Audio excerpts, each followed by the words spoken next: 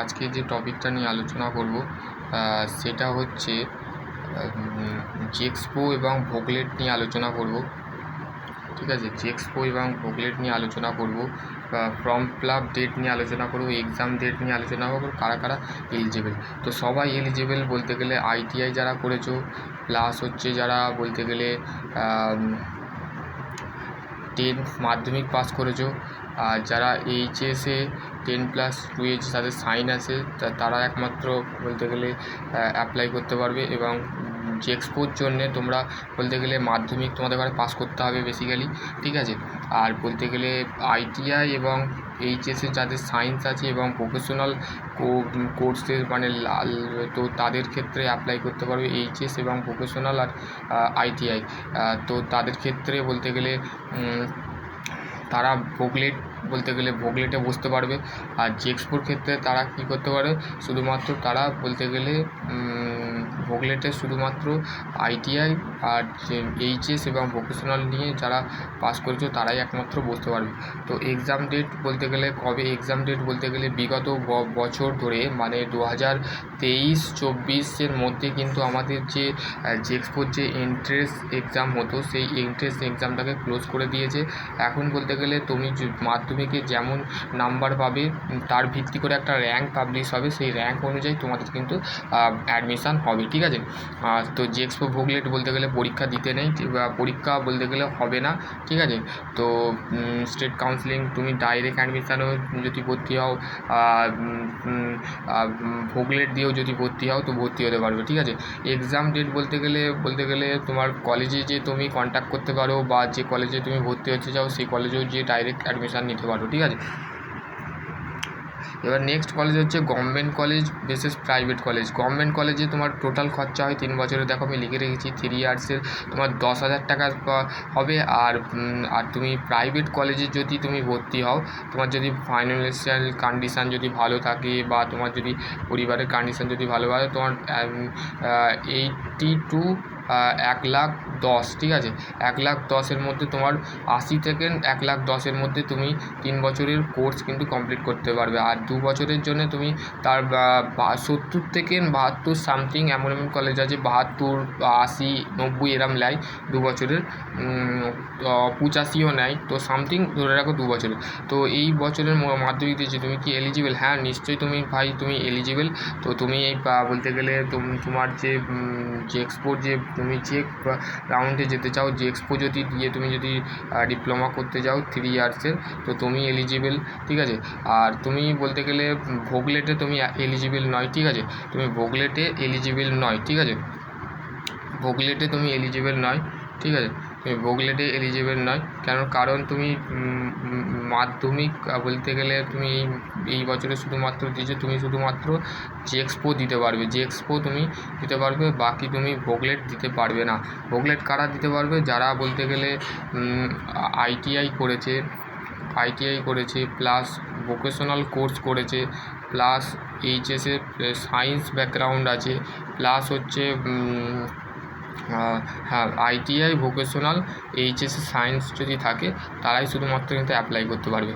তো এর ক্ষেত্রে প্রাইভেটের খরচা হচ্ছে বেশি হবে। প্রাইভেটে যদি তোমার যদি সামর্থ্য থাকে তুমি ভর্তি হতে পারো। আর তুমি যদি বলতে গেলে জেক্সপো যদি দিতে চাও তো জেক্সপো তো দিয়েও তুমি 3 বছরের জেক্সপো তুমি পরীক্ষা দিতে পারবে না। ঠিক আছে, তুমি শুধুমাত্র ভর্তি হতে পারো। এইটাই ছিল একটা ছোট্ট আপডেট। ঠিক আছে, আর তোমাদের যদি জেক্সপো আর এই বছরে তো মাধ্যমিক দিয়েছি, তুমি কি এলিজিবল? মাধ্যমিক দিয়েছো মানে হ্যাঁ তুমি নিশ্চয়ই এলিজিবল। তোমার সার্টিফিকেট তো বলতে গেলে তোমাদের 1 মে বেরোবে না, 2 তারিখে মে তোমাদের সার্টিফিকেট এসে যাবে তো মাধ্যমিকের, তো তখন তুমি অ্যাপ্লাই করতে পারবে। ঠিক আছে, তো কলেজের সাথে কন্ট্যাক্ট করতে পারো। ঠিক আছে, তো আশা করছি তোমরা বুঝতে পারবে। আর ভোগলেট দেওয়ার জন্যে কী কী যোগ্যতা লাগে, জেক্সপোর জন্য কী কী যোগ্যতা লাগে। তো ভোগলেট জন্য জেক্সপোর জন্য বলতে গেলে বেসিক্যালি তুমি যদি মাধ্যমিকে যদি ভালো 60%-এর ওপরে যদি নাম্বার থাকে তুমি ভালো কলেজ পাবে। 60%-এর যদি নিচেও পাও তাহলে তুমি একটু বলতে মিডিয়াম বা লো টাইপের কলেজ পাবে। ঠিক আছে, আর যে ভোগলেটে তোমার যে ভোগলেট যে তুমি দেবে সে তার জন্য তোমাকে তোমার আইটিআই যে মার্কশিট আছে তার ভিত্তি করে যে তোমার আইটিআই যে ফার্স্ট এবং সেকেন্ড ইয়ারের যে মার্কশিট টোটাল যে টোটাল যে পার্সেন্টেজটা আছে সেটা ভ্যারি করে তোমাকে কিন্তু কলেজ বলতে গেলে ভর্তি নেবে, ঠিক আছে। তো এইটাই ছিল একটা ছোট্ট আপডেট। তো তোমাদের যদি আরও কোনো কোয়ারি থাকে ডেফিনেটলি কমেন্ট সেকশানে কমেন্ট করবে। আর বলতে গেলে জেক্সপো যে তুমি দেবে সেটা হচ্ছে 3 ইয়ার্স, মানে 3 বছরের ডিপ্লোমা কোর্সে তুমি ভর্তি হচ্ছ। Core civil, mechanical, electrical, automobile, ঠিক আছে, মেকাট্রনিক্স, তারপরে হচ্ছে ইলেকট্রিক্যাল, ইলেকট্রনিক্স, এই সমস্ত ডিপার্টমেন্টে। আর 2 বছরে তুমি হচ্ছে ল্যাটারাল দিয়ে তুমি বলতে গেলে আইটিআই থ্রু, ভোকেশনাল থ্রু এবং 10+ এইচএস নিয়ে তুমি কিন্তু বলতে গেলে 2 বছরের পলিটেকনিক করছো, ঠিক আছে। মেন ডিফারেন্স হচ্ছে এইটা, আর কোনো ডিফারেন্স নেই। আর তোমাদের কলেজ কিন্তু স্টার্ট হবে ডাইরেক্ট অ্যাডমিশন হওয়ার পর। তোমার চয়েস ফিলিং হবে, কাউন্সিলিং হওয়ার পর তোমার কিন্তু বলতে গেলে র্যাঙ্ক কার্ড থ্রু তোমাকে কিন্তু ভর্তি নিয়ে নেওয়া হবে, ঠিক আছে। এটাই ছিল একটা ছোট্ট আপডেট। আর তোমাদের যদি আরও কোনো কোয়ারি থাকে ডেফিনেটলি কমেন্ট সেকশন করবে। আর তোমাদের যে খরচার বিষয়টা আছে অ্যারাউন্ডলি প্রাইভেট কলেজ কিন্তু তোমার ফি থেকে, টিউশন ফি থেকে তোমার 80 থেকে দেন 1,20,000, 1,10,000, 1,30,000 এরকম সামথিং নিয়ে নেয় 3 বছরের, 3 বছর কোর্সে, ঠিক আছে। আর 2 বছরে তোমার অ্যারাউন্ডলি ধরে রাখো 70 থেকে 1,00,000। তো আশা করছি তোমাদের আর এক্সাম ডেট বলতে গেলে পাবলিশ করে দেবে, ঠিক আছে। এক্সাম ডেট বলতে গেলে বেসিক্যালি তোমাদের এই মাধ্যমিকের রেজাল্ট পর তারপর জেক্সপোর ফর্ম ফিল আপ শুরু হয়ে যাবে। তো আশা করছি তোমাদের বুঝতে পারবে। তো নেক্সট ভিডিও আমি অন্য কিছু নিয়ে আলোচনা করব। ততক্ষণ ভালো থেকো, সুস্থ থেকো। আর বলতে গেলে তোমাদের আর একটা কোশ্চেন কোয়ারি থাকে যে আমাদের গভর্নমেন্ট কলেজ আর বিশেষ প্রাইভেট যে কলেজ আছে সেই কলেজের লিস্ট আমাদের বলুন না দাদা। তো আমি পরের ভিডিও বানিয়ে দেবো, ঠিক আছে। পরের ভিডিও আমি এগুলো বানিয়ে দেবো। গভর্নমেন্ট কলেজ কোনগুলো, কোন কলেজ তুমি গভর্নমেন্ট কলেজ বেস্ট হবে, প্রাইভেট কলেজ কোনগুলো বেস্ট হবে, সেই রিগার্ডিং আমি ভিডিও বানিয়ে দেবো। তো আজকের টপিক এতটুকু। সকলে ভালো থেকো, সুস্থ থেকো।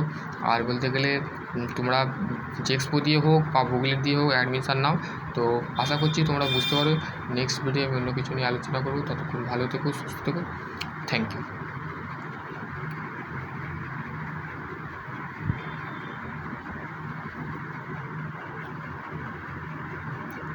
জেক্সপো